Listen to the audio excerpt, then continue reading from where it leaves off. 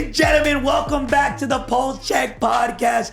Guys, we are one day away from the World Series of Warzone. So today, I have for you JGOD, Ebatez, Dandro. We're going to be going over everything World Series of Warzone related and talking about the teams that are formed. Some might change. We don't know. We just had a tournament right now, which we'll talk about. And then we're going to go over the schedule for tomorrow. But boys, how are we feeling, man? I know we were yapping a little bit before the tournament started. And talk to me, man. What's going through y'all's mind so far? We just watched the tournament. By the way, for those of y'all at home who didn't watch the tournament, Diaz, Soka, Shifty have won, I believe now, 9 out of the last 10 tournaments. They've won 9 out of the last 10.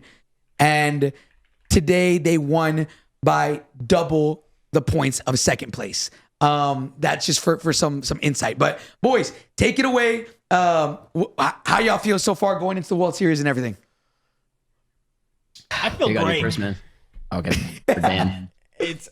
There's nobody saying anything, and I your boy yaps. I'm feeling great. I'm locked in. I'm excited to see who's going to be the our top teams making it out. I think we all can make some educated guesses, but either way, my favorite part of World Series of Warzone, especially open qualifiers, there's going to be some teams we have absolutely no idea who these people are, and they're going to qual. And that's what has me excited, is the nobodies that anybody has any idea who they are that are now going to be playing in customs and might come on out.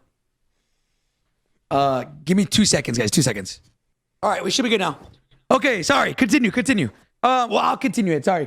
Well, okay. Let's kind of go over, the biggest thing I want to talk to you guys about, and we were talking about a little bit during the actual podcast, or like during the after show, whatever we were talking about, is right now it seems like Diaz, Shifty, and Soka are number one, and it's not even close. It's really not. So JGOD, Ebatez, Dandro, what has to happen for somebody to even be competitive with them? Well, I don't know if there is a team that can be competitive with them. Shit. It's like when LeBron went to Miami and they were the big three over there, and it just was like supposed to be a super team. Basically, that's what happened when Hisoka went with them, and it's been ridiculous ever since. They win. It's not even close. The one time they lost, it was kind of close. Probably if they had one more game, they win that tournament too. And it's like, I don't know. I don't know if there's a team that could be as competitive. I'm sure we'll find some sleeper teams that we don't even really know about, and they're going to get discovered, which is kind of cool. There's a lot of opportunities. I think there's some people that aren't up to that challenge, so they've decided to jump in and do content and not compete, which is perfectly fine as well. But I think we'll know more this weekend with the stuff. As soon as it comes through, then we'll have the real teams to qualify, because we'll be like, oh, you didn't even make it, dog. Like, what are you even practicing for? Like, let's get the real teams, So it'll be like one of those things where the actual teams will be competing, and there should be more than enough to fill up lobbies. If all NA and all EU have players, they're going to have to practice somewhere, even if it's on a high ping. Yeah. What about you, Ebatez? What do you think about just their dominance? Before I jump into my opinion on that, Soka and Shifty and Biffle, I think backpacking kind of what JGOD said. I think I'm super super excited for, man, is getting to that Sunday where we get to see every team that's qualified, and we get to see the storyline. I think that's what I'm really excited for World Series. Let's put the final result, what we think is going to happen at LAN or whatever, 4 months from now at the till later. But I think I'm excited to see teams build and get better, and the storyline, and what maybe Rostermania happens tonight, because we got rosters lock on Sunday, and maybe some teams before tomorrow are like, yo, we got to fucking change some shit. So I'm excited for all that. I think Soka, Biffle, Shifty obviously is the best best team you could possibly put together right now. I mean, they obviously are the best team, but if you were going to build a team on paper without seeing anything, those are the 3 people you put on a team. You know what I mean? So it's crazy to see how you take the best 3 players in the game and you throw them on a team, and it's just insane. It's a lot of times you put the best players on paper and you put them on a team and it doesn't work.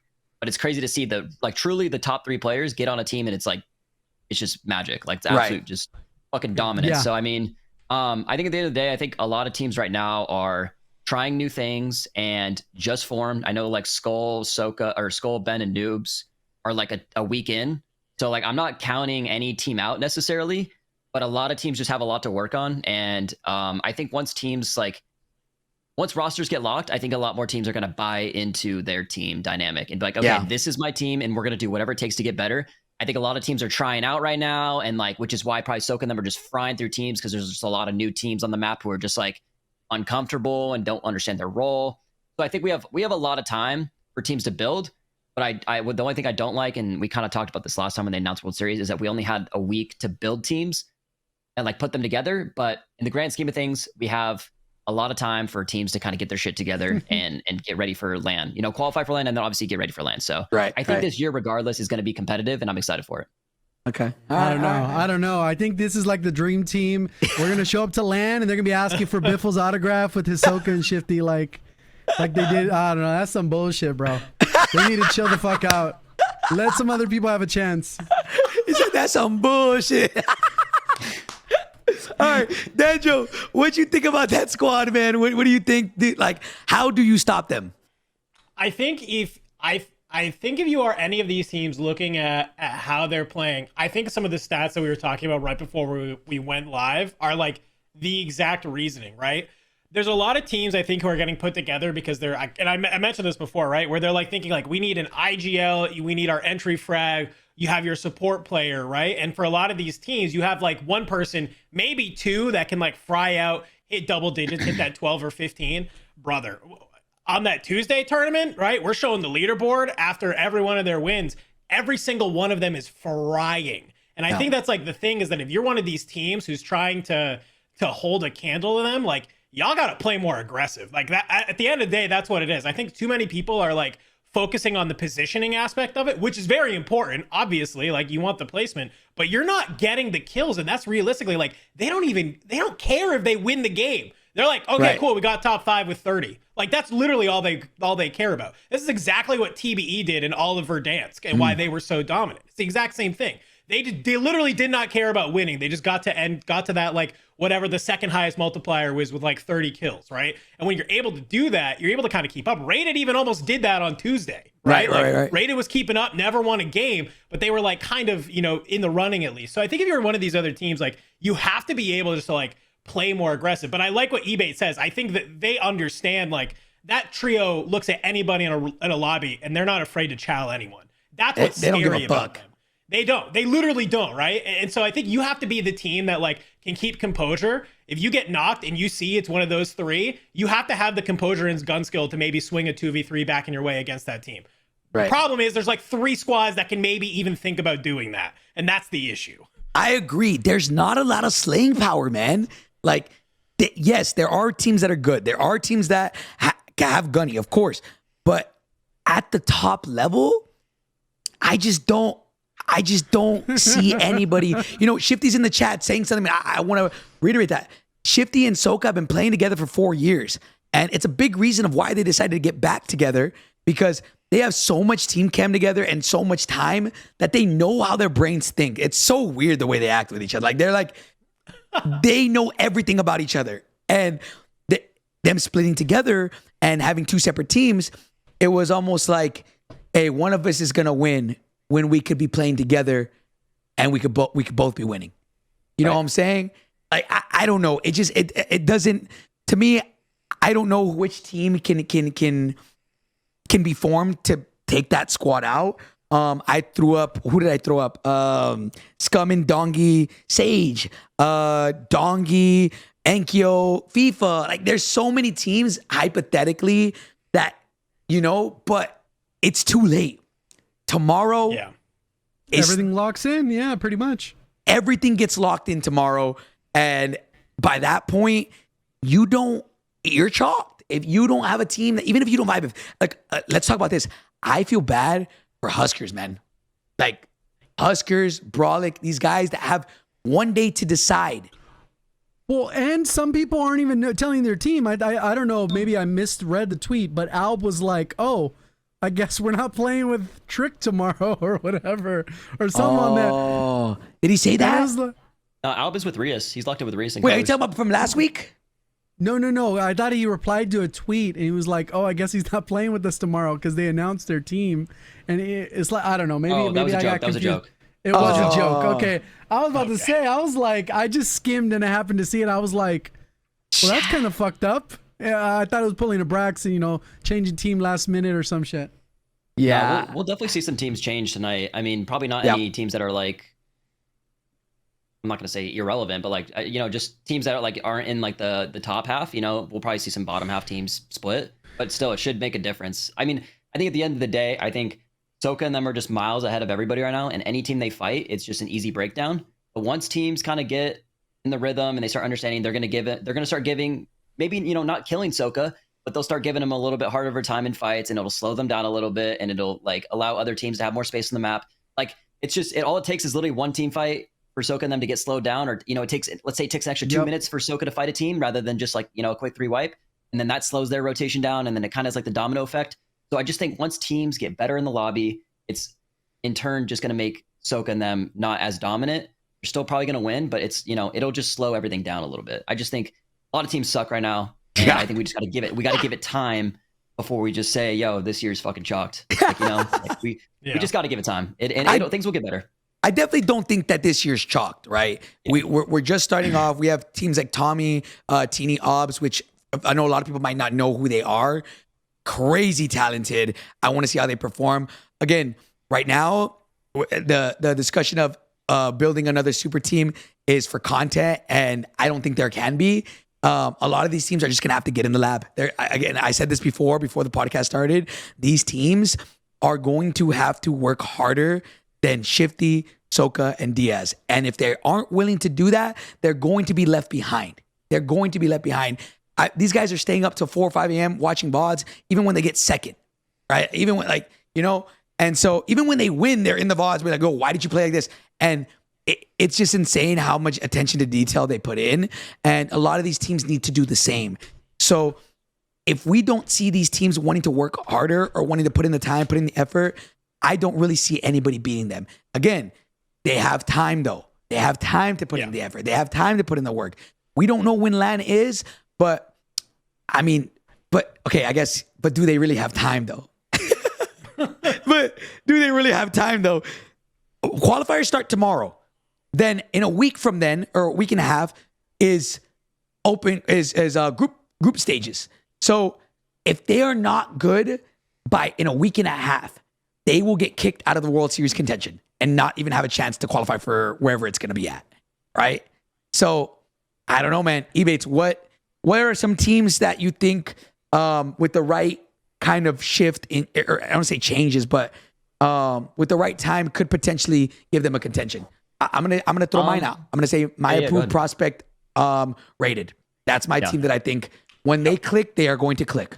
But a lot of potential on that team, and I think that team could easily have more kills if they, play the game the right way. Like Rated, Maapo, and Otter, Rated, Maapo, and Prospect. That team has a lot of gunny. Like that's a team you don't want to fight, and if they can just, like I said, but that team's only been together for a week, so that's a good shout right there, Hector. I think that's a great team to pick. I also obviously like Skull, Noobs, and Almond. I feel like Noobs just got back from Toronto. They've only had 4 days together. I think that team's going to be I think that team's got a lot of potential, and if they can figure out to play their game, not I know maybe they're used to Soka's pacing still. Like maybe Almond and Noobs are still on Soka's pacing, and they need to maybe just slow down a little bit and figure out what works for them. Maybe less kills, more placement is going to be a better style for them. I think that team will figure it out. Obviously, I think that's 3 probably top 10 players in my opinion on a team. So another scary roster, and I think Scum and Unrational Dongi have continually proved themselves as well. If they can figure out their consistencies, I think they have really high, great games, and they have really low bad games. So it's like they can figure out how to make those bad games, 15, 14-point games, and then keep those great games. Another team that could definitely contend. I think I've talked about the EU guys, FIFA, Juki's, Lennon. Those guys have a lot of potential. I said that, FIFA was grinding rank. Juki's was, taking some time off the game. Lennon was just doing whatever, floating, and I just don't think those guys put time in. But with the little amount of time in, we've seen a lot of potential out of them. Yeah. So I'm excited to see them. And then I think the French as well. Gromlock, Heeds, and NKO. NKO arguably another top 10 player, arguably top 5 player, insane. And I just think they probably just got to lock in. I know Gromlock just got back from Toronto. Again, just a lot of moving pieces. And then I think another team that's been really, really good is Braxton. They've been super consistent. Their placement's been insane. Feels like their team fights are getting better. So those are probably all the teams that I'd shout out. And I think all have potential to be a great team and contend. Not saying that they're going to be the best, but they easily could on any given day win a tournament. Yeah. I mean, let's talk about that. We don't know there was not in the rules of what the match point threshold will be. And we've kind of been running our own practice scrims, practice tournaments all week long. And we decided on 150. Us and the competitors, we decided 150. What do you guys think about 150 from watching it? In my opinion, I think it adds to the skill gap because all the lower placing teams will not hit 150. They might, quote unquote, get lucky and hit 120, but hitting 150 and then winning after that is really damn hard. Like it is very hard. And I think if you hit 150, you deserve to be there. And so in my opinion, I think raising it from 120 to 150 really did increase the skill gap. And the teams that should be there are there. And it's whenever there's 3, 4, 5 teams on match point, it's whoever performs better on that given game. That makes sense. But that's what do you guys think? I think it's kind of hard. It's almost like the numbers there just because of the team that's winning. If they weren't involved, we're at 5 games and the top teams are at 89. Like they're halfway, bro. Yeah. We need 9 games to get there, 10 games just to reach match point. Obviously, there'd be outliers on some occasions, and we've had faster tournaments where other people reach match point in like 5 or 6 games besides the top team. So it's probably a good spot, but I would imagine it's going to get much harder to reach that number when the official lobbies are stacked. Right. So I don't know. I think 150 is probably fine. It might be too high in a true competitive 100-player stack lobby, but we don't know that for sure. In our currents, I think it's fine. They hit it, they close it out. I don't know. It's fast. Okay, Dandro, what about you, man? I think I like 150, but JGOD brings up a good point where it's like, at what point do we not move the match point because we're trying to nerf one singular team, right? Like that's like at the end of the day, it's like we can say like 200 because they're ending it too fast, but like, yeah, look at any of the match points that have happened on 150 and it's like they're winning and then the next team is on like 90, right? I like 5 or 6. So I feel like, to me personally, like when it comes to at least like LAN, I hope we have a minimum game sort of ruling in there.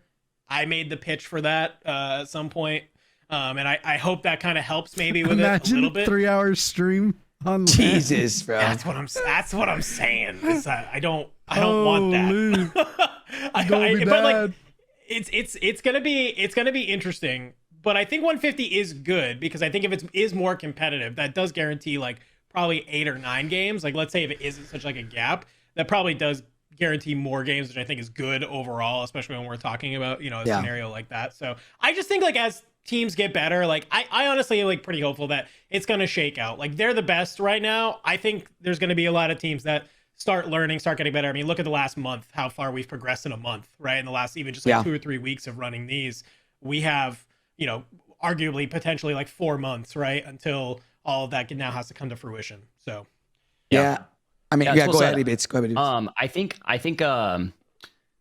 I think the higher you raise the match point threshold, it honestly creates a bigger skill gap. So I like I like 150 more than the 120 because you're rewarding the teams that are. If you put it to 100, a lot of teams can get to 100 pretty quick. But if you put it to 150, then a few teams can get there pretty quick, and it's like it just creates a bigger skill gap in my opinion. So the higher we put the match point threshold, the more skill gap we create because we're kind of blending match point with our best of 6 game format, kind of meshing the two. So I do like the 150, and if we put it to 200. You're just honestly making it easier for Soka and them because they're gonna get on match point now 3 or 4 games before everyone else, and they had three or four more chances to win before anyone else. So I think 150 feels good, where it's like if teams are progressing and getting better as we expect them to over the next 4 months, that we should have at least 7 game finals is what I'm hoping. Yeah, we cannot go to anywhere. It doesn't matter if it's London or anything, because then if it's in NA, people are traveling 15 hours here for a 3-hour tournament, right? I think bare minimum, it should not be less than 150. Even if it's harder on land, screw it. Give us 10 games. Give us 12 games. Who cares? Like, we're on land. We're there for a day, right? Like, we flew for 6 games last year, right? Like, make it competitive. I like 150. If they decide 175, 200, hey, fuck it. I'm there. Who knows how many games that could be? Could that be 20? I mean, not 20, come down. Like 12 to or 11 to 12. You never know what that could end at. Again, the fact that they just ended this in 5, I don't think that's going to be the case once all these other teams catch up, obviously. But because they are miles ahead of everybody right now, maybe the results might be skewed a little bit from us talking about this.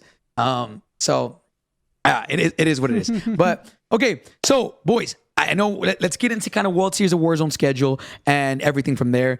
Tomorrow we have open qualifiers. For those of y'all who don't know, I'll real quick explain it. Tomorrow, World Series of Warzone starts on the 24th, right? Tomorrow, 24th, at 11 a.m. Central, all the way up until 5 p.m. Central. Okay, look, perfect. And this is it's 3 days, so it's Friday, Saturday, Sunday. 3 days of tournaments, and thank you, JD. 3 days of tournaments, and you get the best 10 games in those 3 days.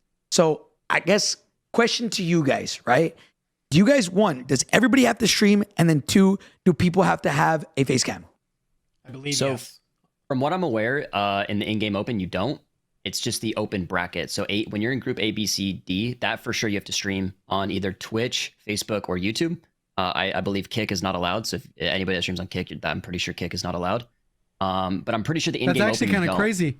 Yeah. Yeah, I'm pretty sure the in-game open you don't. Because I did read the rules. I can try and find it in something real quick, but it did say specifically the in-game open bracket was what was listed for the requirement of face cam and streams. But I would double check if you guys are playing the open. Make sure you guys don't have to stream, or if you are, whatever, just make sure you guys are following the rules. Don't take my word for it. But I'm as far as what I've been told or what I've seen, I don't think you have to 100% stream people the- should be reading the rules and go line by line with their I don't team. think you have to stream the TKR. I found it right here, so I'll read it. All participants may compete using a mouse and keyboard or any PlayStation 4, PlayStation 5, Xbox, or Xbox whatever controller. All participants are required to have a face cam or webcam turned on, and it must be always pointed at their face while competing in the World Series of Warzone Open Qualifier Bracket and Finals Phase, World Series of Warzone Last Chance Qualifier, and the Global Final. So the bracket, I'm assuming, is the Group ABC. And Right. Yep. Open, I'm pretty sure you're not required to stream and face cam. But again, if you are competing, double check. Don't take my word for it. And Yeah. We're gonna need it anyway, so you might as well. Yeah, Right. you got to get used to it now, guys. If you are one of those people that doesn't want to put on a face cam, at this point, like this is probably not the job / route you should take. If you this is not for you, right? Like get used to it. Put a face cam on, stream, and play and prove yourself. Because again, people always, bro, in the DMs, in noties, I was like, oh, we don't ever get an opportunity to play in these. We don't ever. And in my tournaments, I always try to give people the opportunity to play in everything that we do. But a lot of people are like, oh, I could beat them if I had an opportunity. Well, now everybody has the opportunity. Now show it, right? Do it. All right, let's talk about the open for this weekend, right? Friday, Saturday, Sunday. Boys, how difficult is top 68? 68 people qualify this weekend. Chat, just so y'all are aware. 68 teams qualify, and then from there, they're split up into 4 sections in group stages. So 17, 17, We'll 17, double that 17. because NA and EU. Yeah. So I know last year for EU, there was a lot of teams struggling, but I think there was some sketchy business going on last year in EU. I think a lot of teams and people got disqualified. removed. Yeah, they Right. got DQ'd. So if you have any intention of being at LAN, you should have no problem in this first stage. If you think that you're a good enough player and a good enough team to be at LAN, you should have no problem with this stage. But we do If encourage anything, everyone there's to play. almost too many teams. Yeah, there are a lot of teams, but like I said, we encourage everybody to play. This is your chance to fucking show out. So I wouldn't be surprised if scores are high. And I'm excited to see some underrated teams. You know what I mean? I think it should be a lot of fun and just seeing people make a name for themselves. 100%. I mean, yeah, I agree with what Ebatez said. Like, technically speaking, even these teams they're like Huskers, Raw, like these guys are obviously great players, but they don't have a squad. They can pick anybody up and qual. Yeah. Like Right. if somebody doesn't qual by out of the top competitors on Sunday, I will be fucking mind blown. I will be beyond mind blown. I will say, don't pay attention too much to the number 1 this weekend or there's I know it. We've seen it. There's going to be a lot of weird shit going on. We know. I'll say this. I've talked to a couple of the guys at the World Series chat and people at home. If you guys are planning on VPNing, 2-boxing, finding some way to get easier lobbies, they have methods to find out what you're doing. Last year they did it, and a bunch of people got banned. So I'm telling you right now, don't risk doing any of that. Don't be stupid and don't ruin your integrity by cheating. Nope. Just go in, be good. Be good. It's Same all thing in with the API boosting. too, I'm pretty so- sure they countered yeah. boosting too. Like if you It's all in were the- recognized as killing the same player too many times, or they have ways. Yeah, their API, they can tell the same person you're killing if you're killing them, the same player multiple times. Like they can see all that, how many times you killed them. Like it's just, you guys are gonna cheat, bro. Also- Like I mean, yeah, it doesn't matter anyways. Like Yeah, One I'll thing be I like honest. about Go ahead. opens, fun thing I like about opens this year too, we don't have any more of like the kill feed stuff because it has to just be, it's like the game as a whole as your trio. So last year it was like the best game for like each person, right? In the Oh, open. yeah. Now it's your Some best weird, games yeah. as a trio for that, game. So Yep. it kind of makes it a little bit easier. And I think that's more exciting to me because that was just like such cheese last year, watching people like spend the entirety of Feed Sunday one just trying player, to feed yeah. all their kills to one player. And it was like, no, that was okay, Caldera. Oh, remember this is that? so dumb. last year was That was fine. 2 Last years, year was 2 fine. years, yeah. That was 2 Caldera. years Last ago, year yeah, was yeah. fine. Yeah. Oh my God. Yeah, I Why will are say rosters up though. until Sunday. So sorry, Hector, cut you off. No, I'll that just was what I was answer gonna this talk question real quick. So rosters are locked on Sunday because they want it. So if you're playing Friday and you're like, yo, we're getting cooked, or let's say Saturday your teammate's like, oh, I can't play. You guys can change your roster for the TKR, but if you do change your roster, you have to start fresh basically. So like Dan was saying, the tournament only keeps stats of like your trios games, not your individual. So if you guys want to change teams, you can until Sunday, but you just have to start fresh and get a fresh 10 new games basically.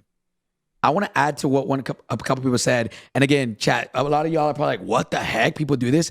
There is this thing that going around called Warzone Agent where people can literally, and it's like a private Discord, bro. People can go and they can show you, you get, I don't know how people are even doing that when it's literally bannable, but you can pull up a lobby and go and while you're in the pregame lobby, it'll give you a score of how strong that lobby is and how good people are in this lobby. So don't worry, if anybody at World Series of Warzone is watching this, obviously flag it for you guys. But I'll also be reaching out to them to make sure that they have these things, they can detect this. But it pretty much tells you how easy that lobby is that you're about to be playing, right? And then if they don't like it, they back out. If it's too easy, they back out. Or if it's too hard, they back out. And they keep doing it until they find a lobby that says, oh, this is a banger, this is easy, and then they just play it, right? Yep. Just So- lobby shopping. Lobby shopping. So again, guys, competitors, and hey, I'm telling y'all now, don't be surprised if you do dumb shit, you're gonna get fucking punished for it. All right, 100%, bro. we're letting you know down now. So yeah, and then I've heard that there's people, the same people that are giving out lobbies for ranked, for easy lobbies and ranked, they're giving out lobbies for this too. I don't know. There's a bunch of people trying to finesse the system, but you gonna look stupid on land getting one kill. That's all I'm gonna say. I mean, not even That true. You guys aren't even happened- gonna get. I promise, if you do any sketchy shit, you won't even happened. get past like the first round. Not to name I names. love JGOD. I love It JGOD. Oh, happened. Wait, name names. Name names. No, call people out. They're doing some sketchy shit and call them out. They seen the leaderboard. Just go look at leaderboard for last year. That's all we need to say. Let's just go look at the leaderboard and I don't remember now.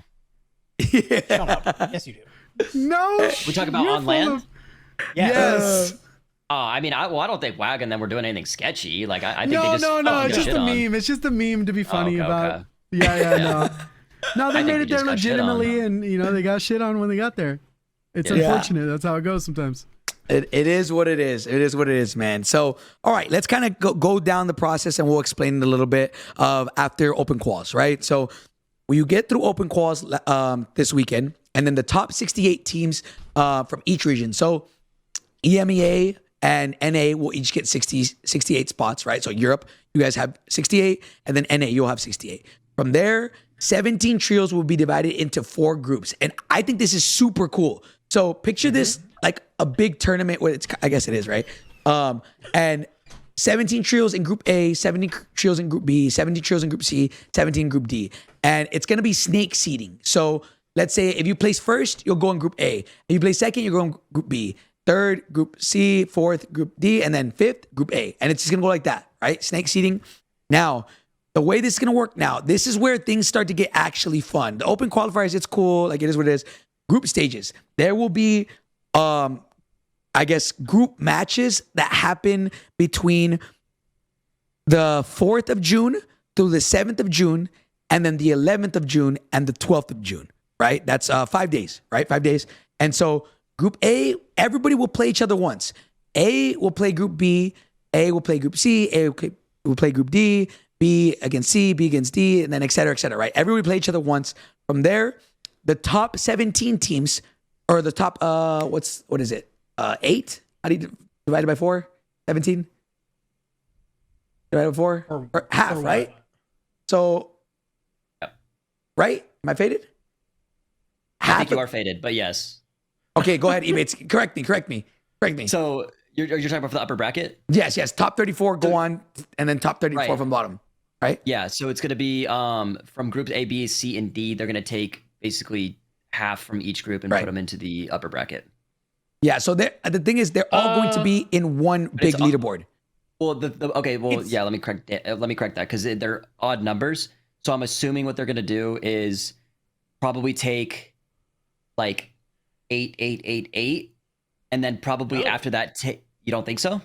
No, it's going to be your It's total one score big- after all of the games. And it's the top 34 after everybody's sorted through. Move on. I kind of disagree with that because I feel like some groups are just going to be different than I others. do disagree with that as well. Even though they are doing the snaking thing, it should theoretically be- the top score on each one should be practically Yeah. the same, but that's just not how things work, right? Like it just is should what be it is. You 8, might end up in a 8, harder 8. group and get screwed. Yeah.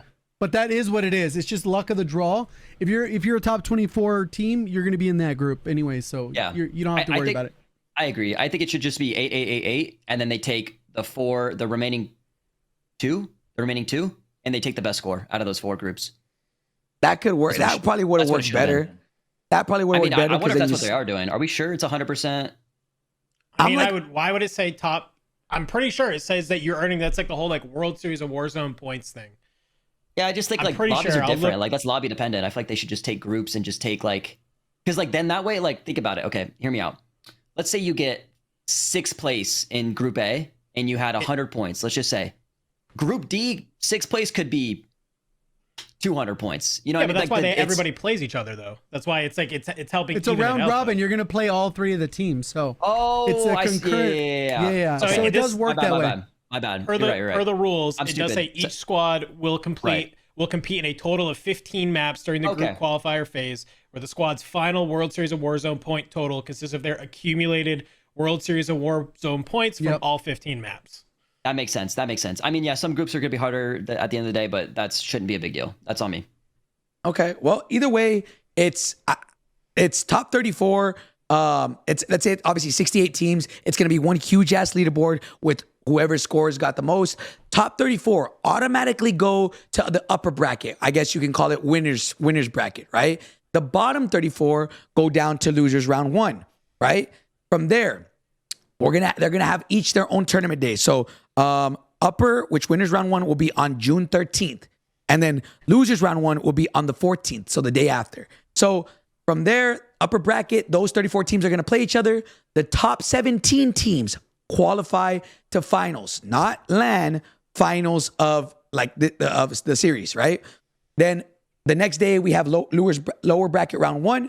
That is those 34 teams are going to play each other.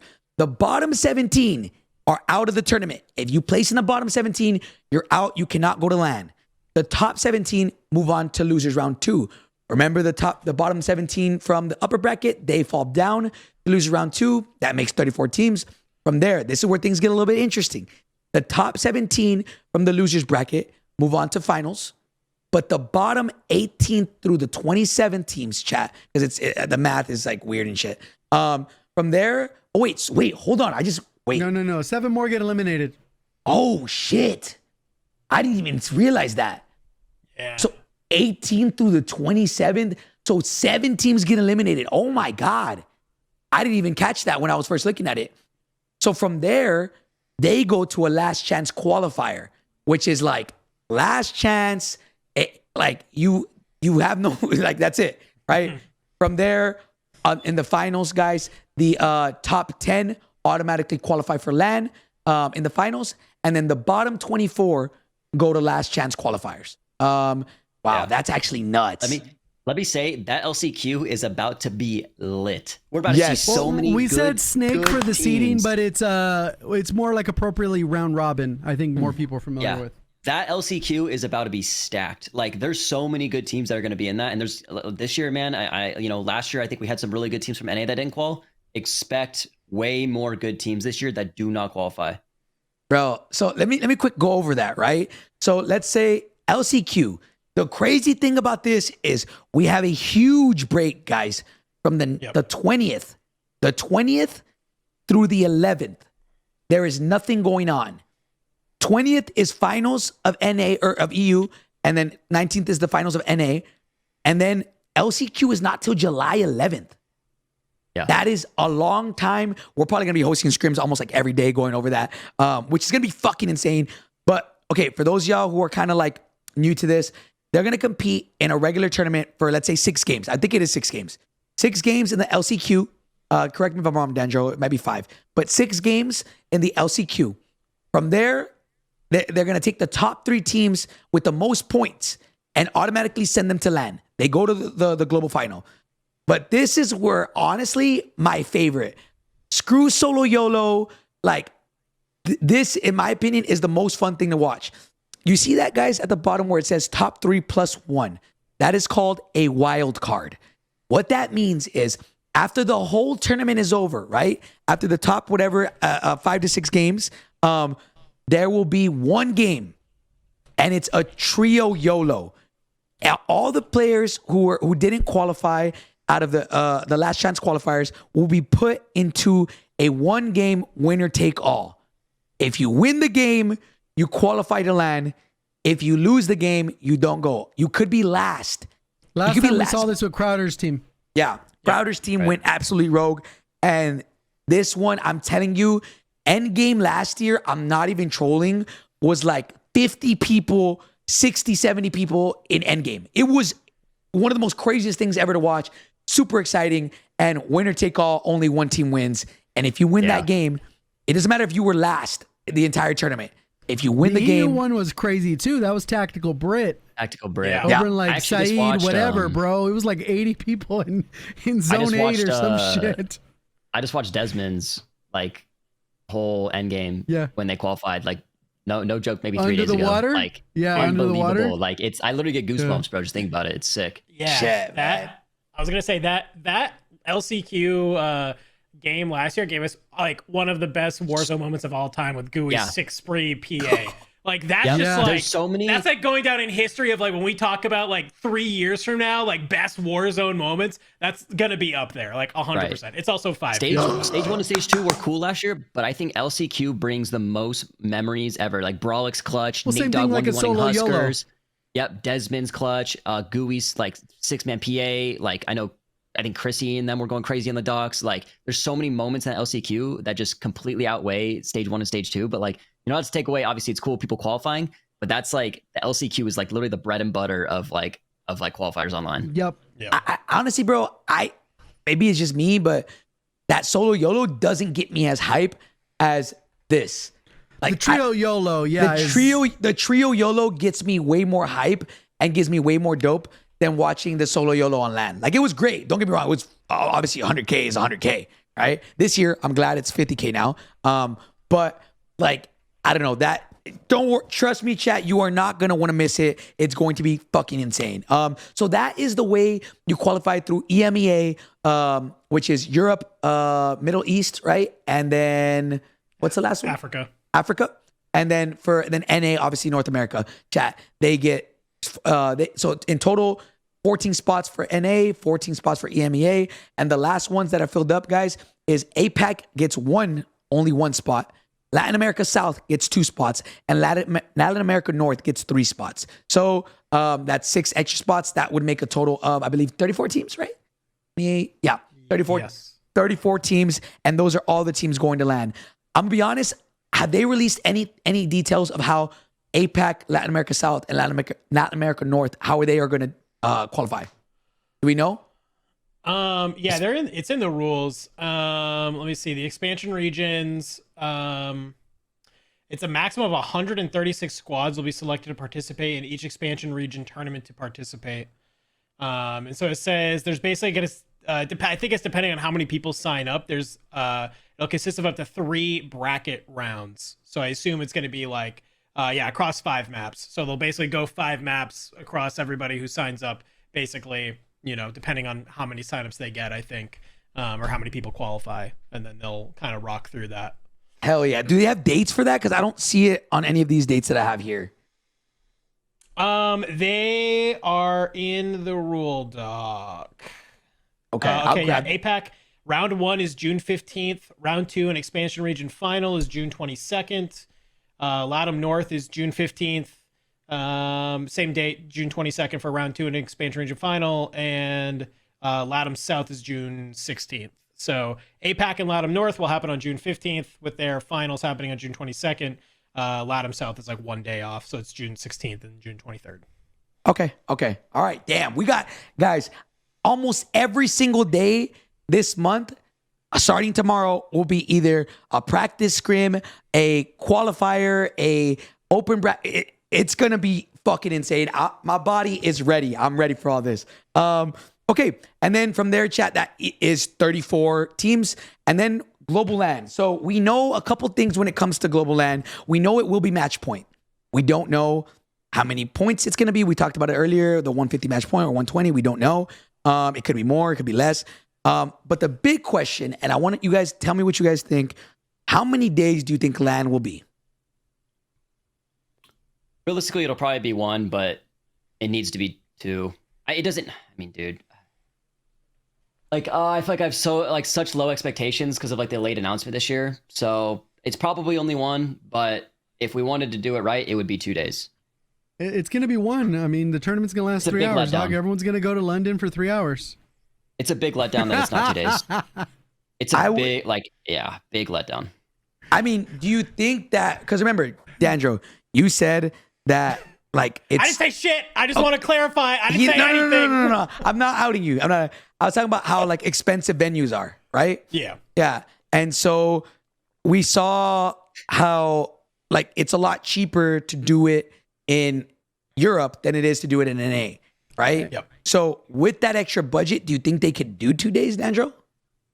I think, yeah. I mean, I think they would love to do 2 days. I think that's just like, at this point, I think it's a logistical question and not a, like, is it worth it question for them, to be completely honest with you. I think that's just all it is. I think they would love, from what I know, I think if they can get it, it'd be cool. But until we have any idea about that, as far as I haven't been told literally anything about LAN, to be honest with you. So okay, all right. He's under NDA. So day 2 confirmed. No, I didn't confirm anything. Okay, I hear you. Okay. Now, Ebatez, I know you kind of wanted to talk about some of the teams that are potentially being formed, and or let's say Tommy's team, or a lot of people know about them. Let's kind of get into the rosters to kind of to kind of go over all the teams. We know all the main ones. A lot of people probably watching this probably already know. I've been watching all the practice scrims every single day. But what are some teams that a lot of people might not know, and where are certain people competing from? Yeah, that's a very good point, because I know there's just been a lot of moving pieces this past week, and I'm sure like I said, we'll see some roster change tonight. We did get a few announcements. I know Tommy, who was previously with Huskers and Smith, and then he put a little bit with Shifty and Biffle. He's actually going to be playing with Obs and Teeny, who are both from Australia. I've heard some good things about them as players, and they're both moving. I believe they moved yesterday from Australia to Canada to play with Tommy. So a huge commitment out of them, and that just shows you the confidence they have in Tommy. I'm super excited to see that. I think like ping and everything is a big deal for a lot of those guys, and they compete on like 180 ping. So they're coming all the way from Australia to NA to play with Tommy, which is super exciting. Another Australian team that I really love is Levi, Limax, and Zeppa. All 3 of those guys are on their flights right now, moving from Australia to Canada. So same situation. Who's that squad? Are they together? Are they a trio? Yeah. Zeppa, Limax, and Levi, they're all Australian, and they're playing together. I know last year at LAN, it was Teeny, representing Australia, it was Teeny, Levi, and Zeppa. So instead Teeny of was on LAN? Yeah, instead of Teeny this year, it's they didn't do great. They got like 30 something place. Hold on. But I'm checked. Teeny, I've known Teeny since Verdansk. Like before I started streaming, he didn't come up to me and say, "What's up?" I talked to Levi about it. They were like just trying to stay in their, I don't know. They just felt like they didn't know anyone, so they were just like chilling, I guess. I'm gonna DM him after this. So I'll ask this because maybe you know, how does the logistics of that work? Because obviously they're in the APAC region. They just get on a plane and all of a sudden they're in the North American they've region? been working on getting through for like visas or some kind of like, I forgot the term. It's like an ETA or it's not that. There's whatever like it is, it's a specific thing there's they a got to certain get visa registered. or something. They have permission to come over here and it's specifically for work. They were already in the process of getting approved for that. And since it got like changed last minute, you know, a last minute World Series announcement, I know they just contacted the support team and then they gave them the clear and they were allowed to fly over. ESTA, that's the term. Well, that's good. They were able to get this taken care of so easily. I mean, not easily, but yeah, they're able to get that done. So yeah, I think as long as they showed some kind of like proof that they were in the process of getting that, or at least had it, they were allowed to move to Canada. So I know Levi and them are renting an Airbnb for a month until they get, you know, situated at a more permanent spot. But I mean, dude, I love, like, I don't think there's enough money in Warzone for them to be doing all that. Like, you know, it's like a huge commitment for something that, but like at the end of the day, they're betting on themselves and they're locked in. It seems like they really do believe in themselves, all those Australian guys, to move across the world because you know that you're good enough is very tippable. I love it. Respect it. Like, do you get over there, man? I mean, dude, 100%. my light just went full blast on me 100%. I'm getting flashbanged right now. Oh. I hope it's not too distracting. Jesus. Yeah. So those are just the Australian teams. I know there was like some rumors of Wars coming over to NA, but I don't believe that's happening. So I think he's staying in EU. I am not sure. I mean, to be fair, I would imagine it's going to be a slightly easier road for the number of teams since there's NA's. Yeah. Last year was more stacked, and this year it'll inevitably be more stacked on the top end at least. I mean, yeah, the fact that we just got Tommy coming back to NA and then another, Levi and them, another pretty solid team, I'd say, in my opinion. Like they fit into the top 20, coming to NA. I just think it's making a lot of really hard, like really good teams from NA are probably not going to qualify because of how many teams are coming over to compete here. So I'm curious, why do you think they needed to come to NA to qual? Like that's arguably the best team in Australia. Like, yeah. So I think the process last year we had, qualifiers that paid out, and there's just a lot more eyes on. There's a lot more opportunity, I think, in NA as far as like, just qualifier spots. Last year we had like 20, and then this year they only have one. Same thing as last year, they only have one. There's also some. I mean, it's customs at the end of the day. You could show up and have a bad day, and it's like even though they're a top team, they might end top 3 if they have a bad day, but it's like you only get one spot. So I think there's a more safe cushion in NA, as well as the idea that last year we had qualifiers that paid out. So there's a lot more opportunity, a lot more eyes, all that stuff. People like Nate Dogg, who won LCQ and got his name out there a little bit. So I just think the path in APAC is just so much more difficult, and it's nothing's guaranteed. Whereas like if you come over to NA, you're like, we're a top 15 team. I'm confident. Like it's a little bit more safe. I was hearing about what you said right now when I walked over there. Why didn't they do EU? I'm assuming the process of getting approved to Canada is a lot easier. And I think they're thinking more long term. I think they think if they come to Canada now, next year when there's more marketing tournaments and invite tournaments, they're in NA and they're going to be on ping because most tournaments are hosted in NA. So I'm sure if you're going to make a move, you want to get off of ping. It's like if you're going to make a move, if you're going to go anywhere, you don't want to move to Europe where you're still on 130 ping. Right. You know what? That makes sense long term. Maybe not like, okay, right now, qualifying for the World Series, maybe that's a little bit like they're making it harder for themselves for sure, in my opinion, than like EU. But for long term, all these tournaments, they want to start getting invited. They want to grow. I definitely think NA is the move.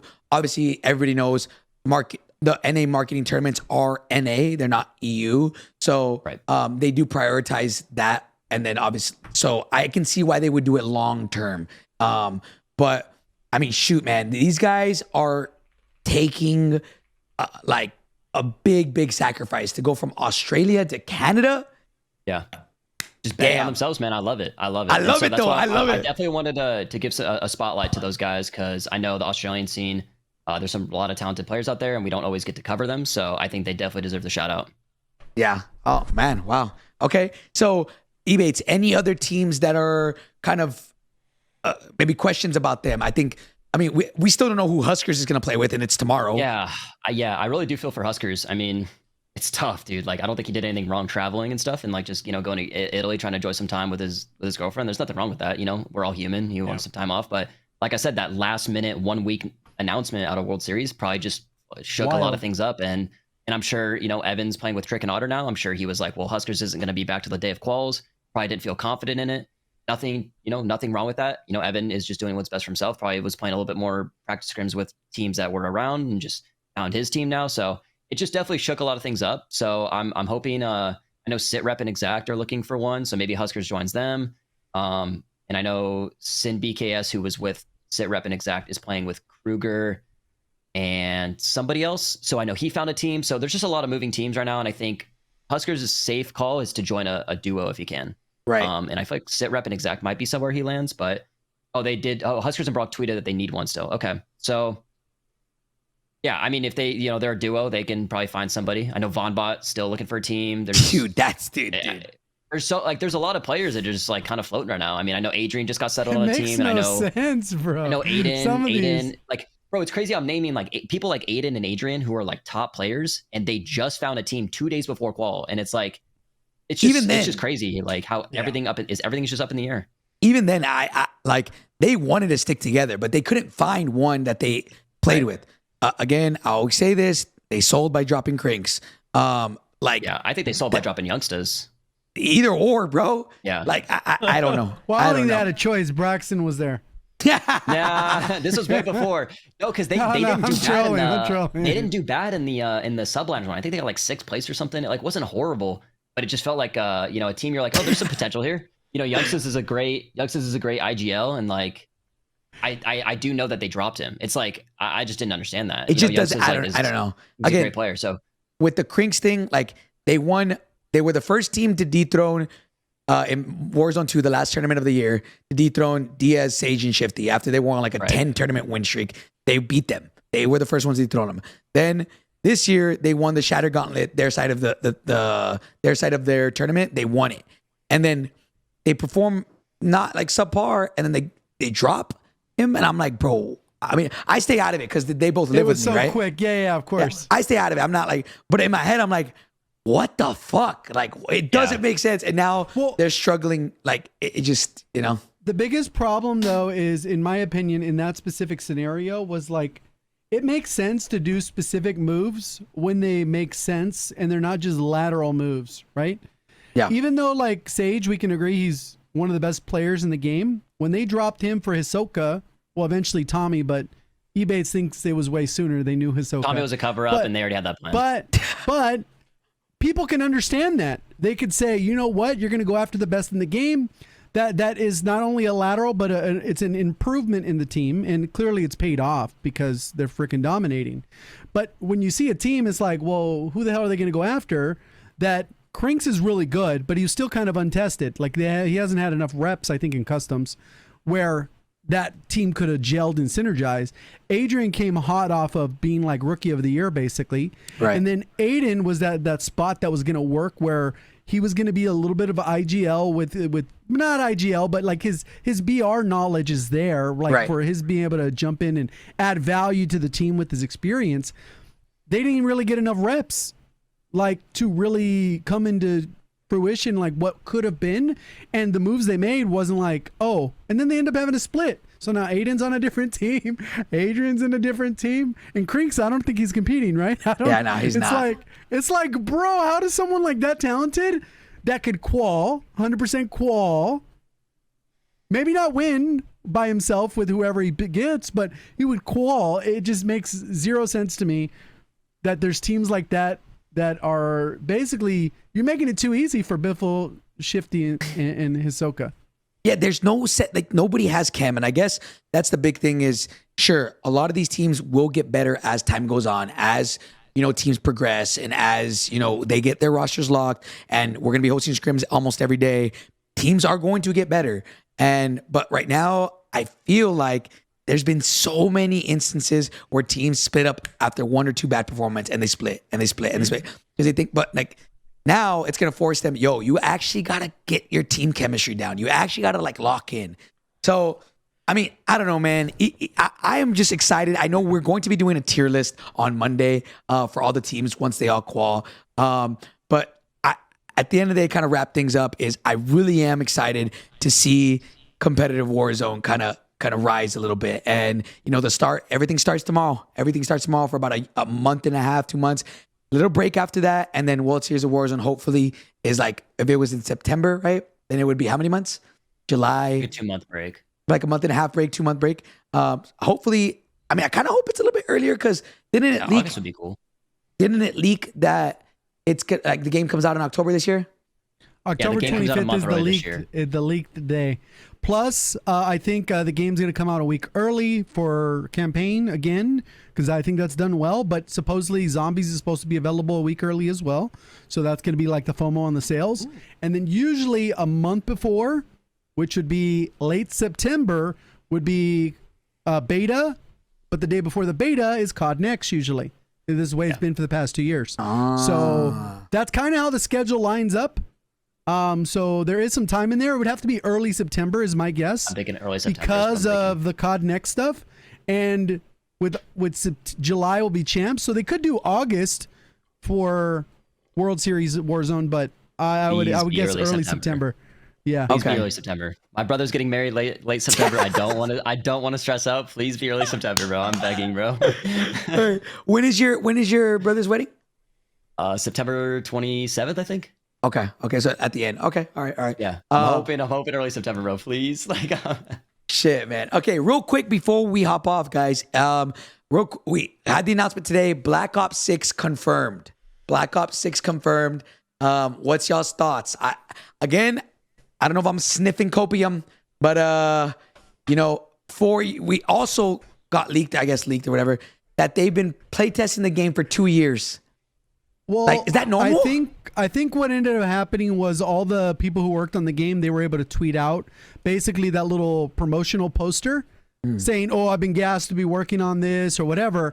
And I think one of them, maybe not as well known like household, like in the COD community, probably said, "Hey, yeah, it's been fun playtesting this game," or something along those lines. Because I didn't actually see the tweet, and they didn't quote it. They just said that's what's been happening. And I don't think that's normal, because when we had Cold War, it took them 15 months to make the game. That's not even 2 years. Bro. So this is actually pretty good. But hopefully they didn't overcook, right? Because we know those things happen too. Like jetpacks? Would you consider jetpacks overcooking? They're not going to have jetpacks. No, I know, but I'm saying like you say, like, would that be considered overcooking to you? Yeah, maybe they do some, hero shooter type stuff, and then they overcooked.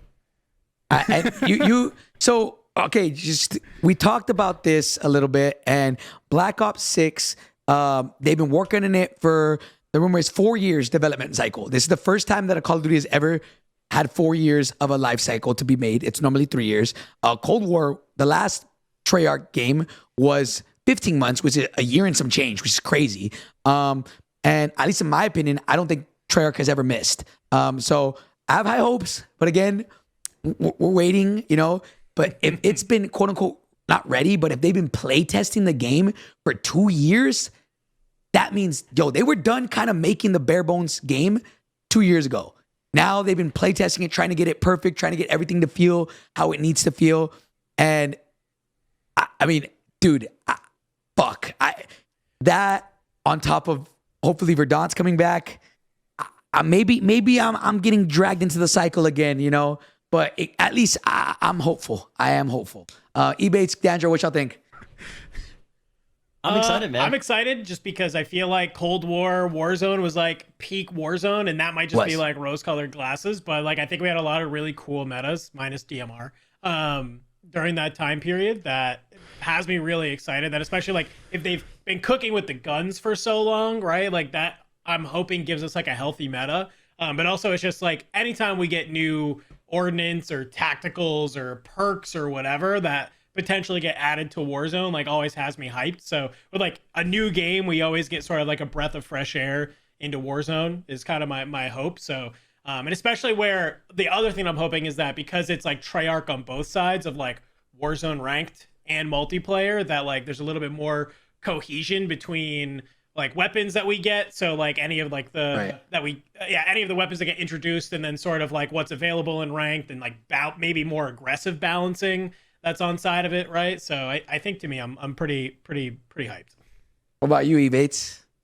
I'm excited, man. I think like I've talked about how the yearly COD cycle, it feels like we're kind of just like we get a new game, and like this year I feel like it's been great. You know, last year obviously sucked, but we get a new game, and then like, you know, at the end of it, kind of like Caldera, and kind of like I feel like how we are now. I enjoy it, and we get thrown a new game the next year, and I'm like, fuck, we just lost progress of all the fucking good things we just did. So Yeah. I'm excited. I mean, if they really did spend all that much time building a game, you know, I hope that like I just want more, you know, maybe not for multiplayer specifically, but you know, I know the yearly cycle is good, but maybe for Warzone, I hope we kind of have a lot more consistency. I'd like to see us like build off of what we have rather than just giving us something new. So I'm hoping that, you know, with what they're giving us this year, hopefully it's an addition to what we got this year and just making things better rather than just like throwing a whole new game at us, kind of like Warzone 2. I guess like I'm just kind of scared that like we're throwing a whole new game with a new engine and new movement and new everything, and then I'm just like, fuck, like it just scares me. So I'm hoping they can just kind of build off of this year rather than just giving us a whole new game. But I think regardless, with a 4-year cycle, I'm excited, man. And I've heard really good things about Treyarch. So Yeah, I mean, bro, I know you said like you would rather them build, and I agree with you, but at least in my opinion, chat, let me know what you think. YouTube, let me know what you think. If they're gonna build off of something, I don't think it should be Warzone 2's engine, which is what we're currently building off right now. yeah. So in my opinion, I feel like if there's any dev team that I think should have the quote unquote base, should be Treyarch. So Right. if anything, starting next year, we build off of that, because the engine right now, Warzone 2, is like, bro, we got Sway, we got Smoke still. Cars, all They that. I can agree. change a There's- lot of those though. They can change a lot of them though. I agree. The difference has been is I think Sledgehammer made huge leaps in making some of the changes that were initially put in with MW2 that were bad decisions that maybe had on paper they probably sounded good until it actually got into the players' hands. But I think Treyarch can continue to move the needle, and with them working with Raven on the game, it's going to be, I think the integration will probably go smoother if they decide to make huge changes like removing backpacks, removing the sway, upping the bullet velocity on base guns. You know, there's a lot of things they can do mechanic wise too to make it feel like a hybrid of the best parts from Warzone 1, because Warzone 1 wasn't perfect, and the best parts from Warzone 2 or Right. up into the version that we have now. Because the ability of like Mountaineer, I would say that it's hands down better than a lot of mechanics that were available in Warzone 1. Like Right. being able There's to a lot of really good like quality of life hands changes. down, that is one of the best like Reload perks that while we've ever running? had. Yeah, reload while run. There's so many good things. The ability to dive is nice that we didn't have before. But like the first version, we had other things. So maybe they can do this mesh up where they've been able to work and steal all the good shit and then remove Right. all the shit that's annoying. Whether it's we're done with gas mask entirely, and we the animation, it doesn't exist. Like like maybe there's some other features there that'll work out. So I'm hoping for the best. Sure. I think it's been a bad few years, like towards the end of a multiplayer cycle. But this year, I think they've cooked with multiplayer for the majority of the year. I know we're not all multiplayer enthusiasts, but I think multiplayer as a whole has been supported with a ton of LTMs, maps, modes, all kinds of other stupid shit. They got like 17 playlists to choose from.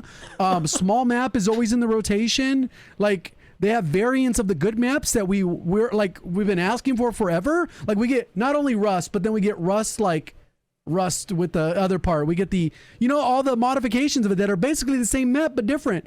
They've done 10v10 or whatever, 9v9. So they've actually pushed it, and I think they've continued to improve these aftermarket part stuff. Hopefully they continue that. I think they've cooked the entire year with that, even though half of them are garbage. It's like the attempts are there. fun.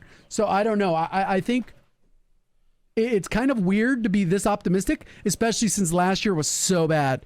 And I think that ramps it up for this one, where people are like, is the game good? People still asking if the game's good. Yeah, it's good. Yeah. Like, so next year's, they cannot let us down. There's no Yeah. way Yeah. Treyarch is letting us down. I agree. And I know there was a long list after COD Next that we kind of went over. I believe it was with like Huskers, me, you, Hector, and I think JGOD, and that we covered all the quality of life changes that they made, even at COD Next. And like my favorite this year has been You're guaranteed a pistol in the water. Like I feel like that just makes water fights and just 100%. everything a lot more Yeah. enjoyable.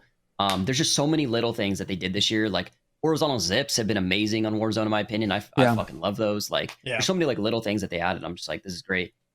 So hopefully, like I said, like hopefully, I think my worry is that we don't take the good things that we have in the games before and then just add it to the next. Like I hope those things carry over.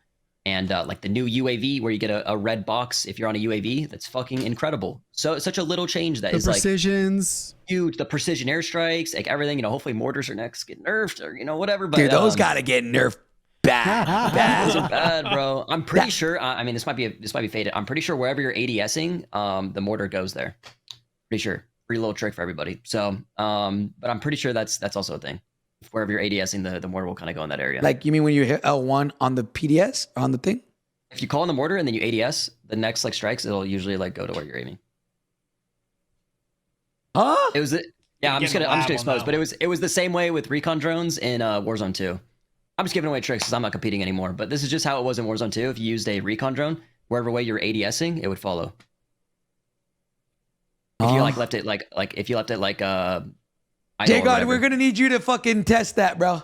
Hey, Where- starting up a custom with 50 people and then But I'm pretty sure behaving, that's I don't why. know I'm about pretty that. sure that's why people. I'm pretty sure that's why people feel like they're getting aimbotted by mortars because I'm pretty sure it has the same kind of thing as a recon drone. Yeah. Okay, well, chat, somebody's gonna need to test that. Last question, JGOD. You said this earlier, and I low key kind of was like, wait, it was like a light bulb turning on. Do you think that the reason why Big Map hasn't gotten any updates or why it feels like things have kind of been a little stale for us is because of I didn't even know that Raven was helping develop Black Ops 6. Do you think Well, I think that they might be always why? work hand in hand because Okay. obviously even Sledgehammer, I think they had a good hand in hand relationship where they would make decisions. They didn't want to make the difference between the multiplayer and the battle royale that different. I think even the perk choices or the gear choices that they automatically defaulted, those were communicated back from the beginning. So I think we'll have some of those types of overlap. I don't know why it feels like the big map's gotten nothing. I think they full sent Rebirth Island based off the leakers and that stuff. They basically threw the house at, they said everything stops except for Rebirth Island and everything to do with Rebirth Island. And I think that's been successful for the game. As a whole, though, there's a certain amount of the community gets left out because they are big map enjoyers, whether they are Breadman, OP Marked, Iron, like these big map grinders, Bobby Poff, all these dudes that only play big map. They stop playing small map. It kind of sucks for those communities because they developed this nuke and all this other shit like for big map, but like no one wants to play big map because not enough players, which we acknowledge that COD Next saying, hey, maybe 120 would be better. And not really enough tangible changes that you can actually notice within the game. Changing the buy station locations isn't enough. I don't know. It seems like there's common sense decisions that can be made that aren't made. So it's like, how does that not happen? Like, it seems simple enough to change the floor loot. Like, does that require like several months of dev time or what are we doing? How did we do it in Warzone 1? Didn't you guys have less people? I don't know. It makes no sense to me. Nah, I agree. I mean, honestly, that would make sense. And at this point, right, we're 6 months into the game, 7 months. I don't even know what the fuck, how many months. But at this point, Metaphor too. Yes. Metaphor is a solo grinder for a big map. Yes. at this point, bro, I would kind of be like, I kind of agree with them, bro. They put all their stuff into Resurgence as much as like even me, like I'm not a big fan of Resurgence. I'll play it, right, if the boys want to play it, but only because the boys want to play it. But if they are now like, okay, I'm kind of happy if that's the case because I didn't know that Raven Software was working on that. So, when Verdansk comes back next year, Treyarch 4-year cycle, like put everything into next year. And even if that means, throw us a couple like hearing stuff in the big map, I will suffer. We'll suffer so that hopefully next year they go just insane, like rogue with quality of life updates. Imagine POI changes. Imagine like gun metas changing. Like, again, I don't know how much all that stuff costs. I know it's all resources and how much they're willing to spend on things. But I'm actually, that actually makes a lot of sense of why it feels like there's been a lot sacrificed this year. if Raven was in charge of making Black Ops 6 as well, or helping support that. So that makes sense to me, at least. But yeah. Anyways, boys, well, today was a great day of watch parties, great day of podcasts. World Series of Warzone officially starts tomorrow. I'm hyped. We've gotten Black Ops 6 reveal. It's been a good week. It's been a good week, man. There's gonna be more stuff. No way they sent us a pager for 2 texts. Yeah, but say, I mean, I have it here. It hasn't rang. So. Well, no, it already came with 2. Like before it got shipped, they already messaged it twice, so there should be 2 on there by default. And in the coming days, there's gonna be more. They wanted to make sure. I think you got to check your email because you have to check a box so that they can send you text messages or whatever. Mm-hmm. Oh shit! I guess I got to do that, bro. Yeah. Side note, Hector. Yeah. I know you haven't played the game in like a month. You got to make sure you go and log on and get your weeklies for those aftermarket for the M4, because if they break it and make it meta, you're gonna want it. And then also the because it's the last week, and then you also get the camo. It'll probably take you a half an hour to knock out all the challenges. All right. I'm gonna go just so you have a heads up. I'm gonna go make Josh put some time in. There it is, time in, just so you had a heads up. Hey, JD, tight shit. Hey, all right, boys. Well, JGOD, Ebatez, Dandro, any last minute things before we go? No? Dude, I'm excited for World Series, man. Like I said, if you guys are competing, make sure you guys are reading the rules, all that. No sketchy business. If you guys do some sketchy shit, we will call you out. And yeah, it is what it is, man. I'm excited, bro. And can't wait for at least Monday so we can see all the 68 teams that qualify from EU and NA. We can kind of just go over them and just kind of give our predictions. So it's 100 and something, bro. Right? Isn't it like because it's 64 from each, right? Yeah, it'll be 68 or 68. It was 68. So EU 68. Yeah, NA, so 68, like 100. Yeah, that's a lot of teams. I'm just excited, man. We probably won't go over every single one, but you know. No, we probably won't go over every team, but I'm just excited, and I hope, like, genuinely hope, bro, that there's just some teams in there that we have no idea who they are, and they just fucking show out and show up. Like, you know what I mean? That's the whole point for open qualifiers and everything. Everyone wants their opportunity every year, and this is it. This is literally opportunities right there. You could be at LAN in 4 months, and it's right there. So I'm excited. You could be on LAN. You could build your own brand. You beat Diaz, Shifty, Soka. Trust me, you gonna get viewers, bro. So you know the opportunity is there. Again, can anybody do it? That's the big one. Go ahead, Dandro. Quick. I say Mind to Zach posted an insane stat in chat saying Faces signups total for at the moment 672 teams for NA, 1,701 for EMEA. That is insane. So why is that? Why is that? Why do you think? Because they said that it was the same thing last year. Chat. Huh? I was joking. I typed in your chat earlier. I said they're making alt accounts to farm. They almost have 3 times. Wait, you're telling me that EMEA has almost 3 times more teams? See, that doesn't make sense. But they can't fill up a custom game for practice. That's what I'm saying. It doesn't make any sense. I don't get it. I don't understand it. Well, Chad. you know what it is? Yeah, you know what it is. It's that people don't think they can make it in NA, so they're like, I'm not gonna waste my fucking time. There's no way people think less like that. Competitive in EU. They're like, oh, we can make it, bro. Like we can only name like 10 EU. No, I'm joking. But JGOD hates EU. No, I like that because they like to, go back and forth. Some take it too serious, but you know how. You're getting canceled, buddy. It's all You're for getting laughs. canceled. It's all for laughs. Here's Garmalak. Wild, he says.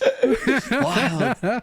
Hey, look, man. Again, no, I don't know. I mean, it makes no sense other than obviously that region is huge, especially now it includes some extra teams, or extra regions. So I don't know. I think it is kind of odd because you would think that anyone would go for. I don't know. It's kind of odd. Wait, so JD saying, I guess 2 people actually from here who watch Fortnite competitively, they said it's the same thing for Fortnite. NA is harder, but EU, there's a lot more players, which is the same thing here. Like, obviously, we know our NA by a mile is ahead of EU competitive teams. But then there's like 5 EU teams that are like nasty that can rival the top, 20, 30 of ours, right? So it's just weird. It just doesn't make sense. Like it's only controller games that are like that. If you go to other leagues that are keyboard and mouse, like CS or whatever, the other regions are way more dominant than any. Yeah. I don't. It's so weird. That's so weird. Again, EU. I want to try to figure it out. I know once this stuff starts, we have to decide whether we're going to combine scrims NA and EU together, or do we separate them? But then again, who's going to help EU host customs? I think you keep them together and just host NA East, in my opinion. Okay. Well, Okay, well, we're gonna competitors. We'll talk about that in the group chat that we have. All right. But boys, yo, GG's today. Great podcast, man. Tomorrow we got World Series of Warzone officially begins, and then Monday, Tuesday, Wednesday, we'll figure it out. Depending on how hard it is to get all the teams and like make a whole list and tier thing. We're gonna do a podcast going over the tier list of everything. Right. So, boys, thank you guys as always for being on the podcast, and everybody at home. We'll catch you guys in the next one, baby. Peace.